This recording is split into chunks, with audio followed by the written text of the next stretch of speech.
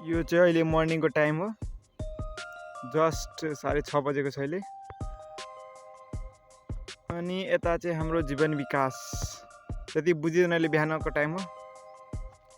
अनि म चाहिँ यहाँ 2 किलोमिटर दौडेर आएको छु मर्निङमा आज है। आज चाहिँ मिति रहेको छ तपाईँको शनिबार रहेको छ, ठ्याक्कै शनिबार। अरू भ्लग बनाउँछ आज थुप्रै सानो सानो। अहिले टाइम चाहिँ 2 बजेको छ। म चाहिँ खेत आएको थिएँ, धान कटाइ हुँदैछ, त्यस कारण आएको थिएँ। यहाँ चाहिँ अहिले 8-9वटा कोला होला, 3वटा मात्रै अहिले कटिङ भएको, अझै पनि बाँकी छ है। अस्तिदेखि नै अरे लागेको छ, 3-4 दिन भइसक्यो। अब कहिले कम्प्लिट हुन्छ। अघि त्यहाँ जीवन विकास हेरिरहेको नभए चाहिँ यहाँ चाहिँ क्लियर हेरिन्छ जीवन विकास है।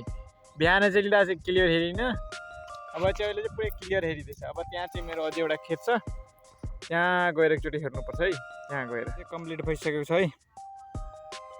यो त पुरै काटेको छ, हाफ नै काटेको छ, तर छिटो यहाँ चाहिँ भइसकेको छ।